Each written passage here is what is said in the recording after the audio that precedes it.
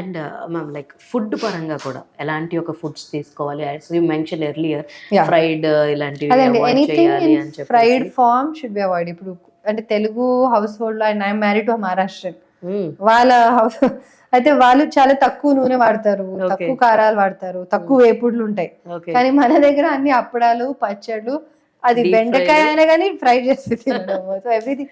So మీ ఇంట్లో ఒకవేళ ఆ పద్ధతి ఉందనుకోండి, మీరు మార్చాలి, మీరు మార్చుకోవాలి.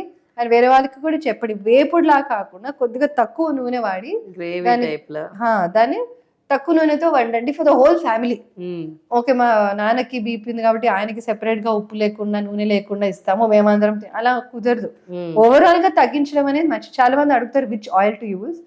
ఏ ఆయిల్ వాడినా దాని మోడరేషన్ లో క్వాంటిటీ తగ్గించడం అనేది ఓకే. అండ్ ఇంకొక అబ్జర్వేషన్ ఏంటంటే, వెజిటేరియన్స్ లో నేను చూసింది ఏంటంటే, నేను మామూలుగా థింగ్ ఇస్ మటన్ తగ్గించమని చెప్తాము, రెడ్ మీట్ కాబట్టి. Mm, బట్ వెజిటేరియన్స్ మేమేం తినమంటారు, కానీ వాళ్ళు కాంపెన్సేట్ చేసేది ఎక్కడంటే నెయ్యితో. ఓకే. అన్నిటి మీద నెయ్యి వేస్తారు, రోటీలో నెయ్యి, ప్లేట్ విడిగా నెయ్యి, ప్రతి కూర మీద నెయ్యి. తగ్గించాలి, ఎవ్రీథింగ్ మోడరేషన్. సో నెయ్యిని కూడా తగ్గించి ఘీ, స్వీట్స్, అప్పడాలు, పచ్చళ్ళు అన్ని కంట్రోల్. బేసిక్ గా నెయ్యి తినడం మంచిదే, హెల్త్ కి మంచిదే అని చెప్పి మనం వింటూ ఉంటాము. ఎగ్జాక్ట్లీ. సో ఇది Yeah. వింటాము, మంచిదంటే ఇన్ మోడరేషన్. Okay. ప్రతి దాని మీద వేయడం అనేది మంచిది కాదు. అదే మరి ఇడ్లీని ముంచి తీసి తినకూడదు. ఎగ్జాక్ట్లీ.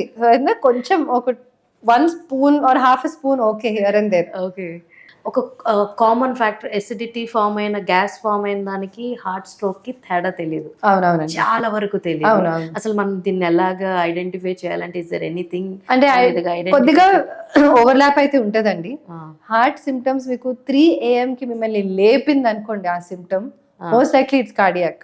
ఓకే. అంటే ఆ 3 AM 4 AM టైంలోనే ఎక్కువ ఉంటాయి. 1. ఓకే. రెండోది బరువు పెట్టేసి పిండేసినట్టుగా ఉంది, చెమటలు వస్తున్నాయి, ఆయాసం వస్తుంది, నడిస్తే పెరుగుతుంది, కూర్చుంటే తగ్గుతుంది అని, these are all signs of cardiac symptoms.